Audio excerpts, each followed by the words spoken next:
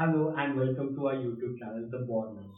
Today we are going to learn an important concept from mathematics, which is number system. This particular topic is very important from your class 9, class 10 till your higher education. You are going to use this particular topic.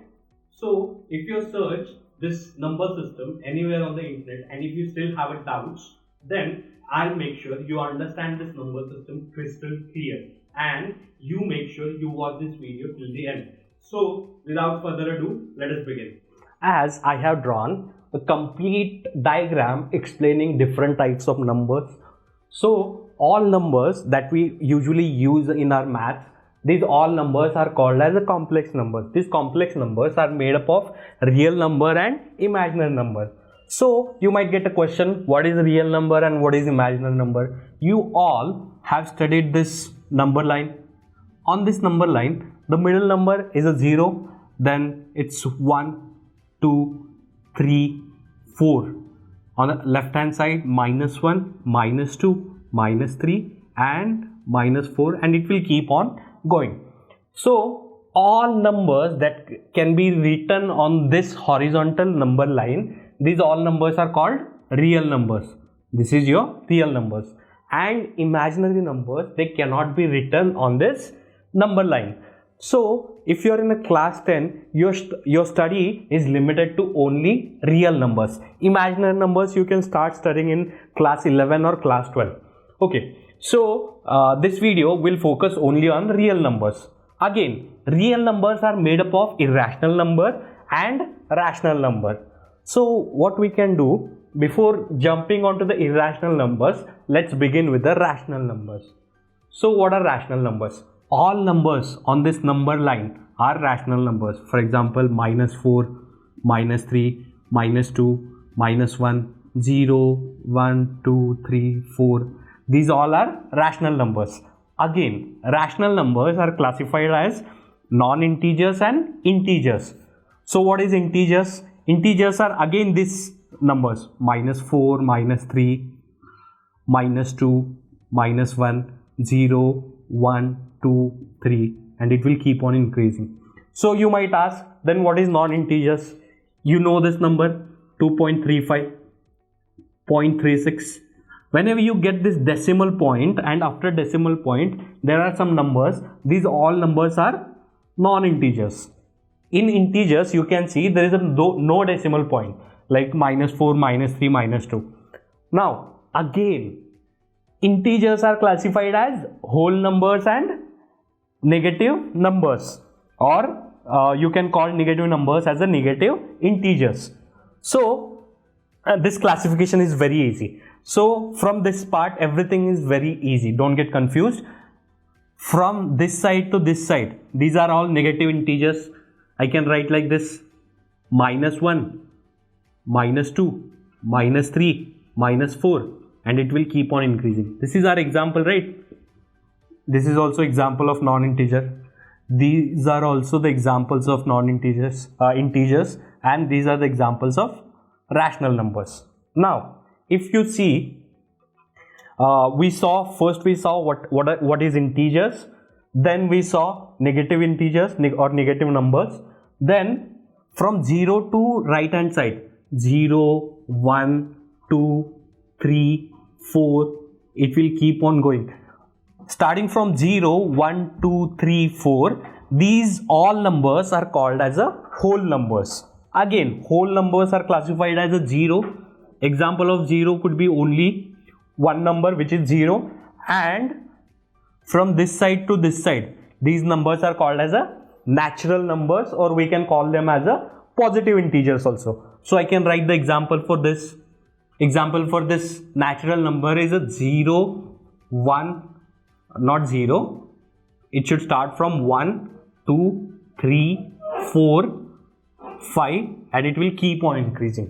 As you can see, we saw rational numbers, then we saw also the subtypes, integers, non-integers, and we also saw the examples. So what I can suggest you is take your notebook and make a note of this. So if you understood what is a rational number, then we'll go for a irrational number. So if you go by the definition of book, what it says is irrational numbers cannot be written in a p by q form, but those rational numbers can be written. Let me erase this. Those rational numbers can be written in a p by q form. So what is the p by q form? P by q form is nothing but see, in a rational numbers, p by q form is, let's take any example. Let's take a 4. So for 4, this 4 can be written as a 4 by 1. This minus 3 can be written as minus 3 by 1. Or this point 2.35 can be written as 235. 2.35 can be written as 235 divided by 100. Or let's say you can further simplify this. It will be 4, 7 and 20. So it will be this number, particular number 2.35 can be written in a p by q form. But irrational numbers cannot be written in a p by q form. So let me take an example for irrational number. If you take the square root of root 3, how can you find the square root of root 3? Take your calculator and find the value of root 3. It could be somewhere around 1.732090 and it will keep on increasing. And another example could be the value of pi. It could be 3.1415 and it will keep on increasing. So these irrational numbers, root 3, pi, these are irrational number. Even the root 2 is an irrational number, 1.4142. This is also irrational numbers. So you might get a question that what is the difference between this number? What is the difference between this number and this number? Non-integers and irrational. Yes, there is a difference. This non-integer can be written in a p by q form.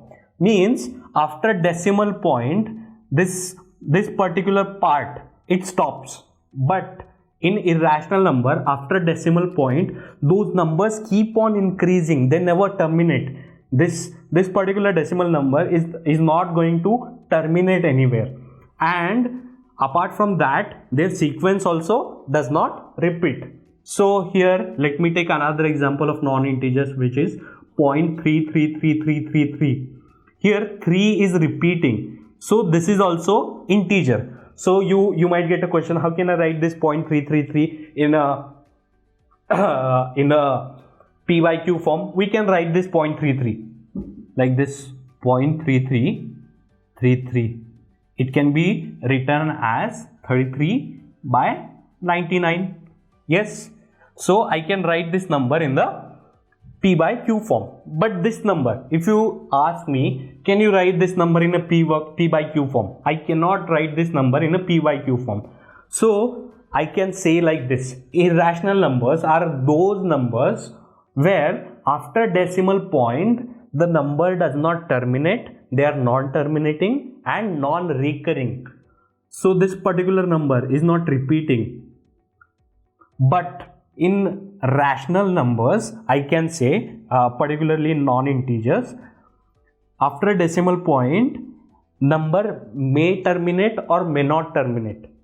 If it does not terminate, then this particular sequence repeats after some interval.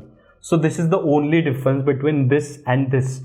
So I hope this complex numbers, the broad classification of complex numbers is clear to you.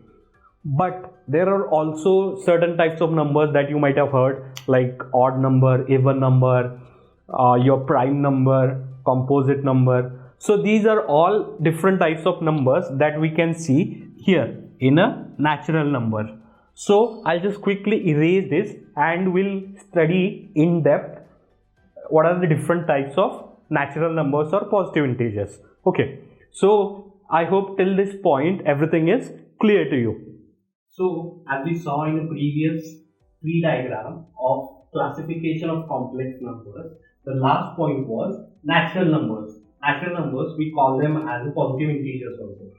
So these natural numbers are again classified as even numbers, odd numbers, prime numbers, composite number, co-prime number and perfect number. So don't be scared, we are going to see all those different types one by one. So let us begin with the even numbers.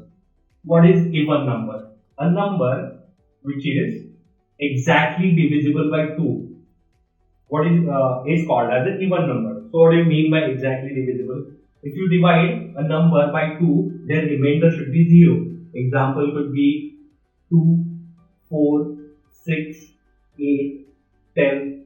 These all are even numbers. If you divide 6 by 2, your remainder is 0.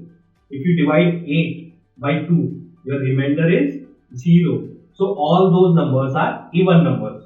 So now let us take a look at odd numbers. Odd numbers, I can write, let me tell you first what is odd numbers. If you divide any number by 2 and the remainder is 1, then that particular number is called as an odd number. And the example could be 1, 3, 5, 7. So let's divide 1 by 2. What is the remainder that you get? Remainder is 1. If you divide 5 by 2, what is the remainder that you get? Remainder is 1. So whenever you divide any number by 2 and if the remainder is a 1, then that particular number is called as an odd number. Now comes the prime numbers. What is prime number? Prime numbers, they are exactly divisible by itself and 1. Means what? Let's take an example, then it will be more clear. If you take an example of 2 or 5 or 7 or not 9, 11. If you see the factors of 2, I'll write like this. Factors of 2. What are the factors of 2? Which numbers can divide 2? Either 1 or either 2. If you take a 5, what are the factors of 5? Factors of 5 are 1 and 5. What are the factors of 7? 1 and 7. As you can see, all those numbers, they have only two factors, that number itself and 1. Apart from these two numbers, they don't have any other factors. So these numbers are called as the prime numbers. Then comes the composite number. What are composite numbers? Composite numbers are nothing but, you can say, those numbers which are not prime are called as composite numbers. So the example could be, here I have written 2. So the example could be 4. After 4, 5 I cannot write. 6 I can write. After 6, 7 I cannot write.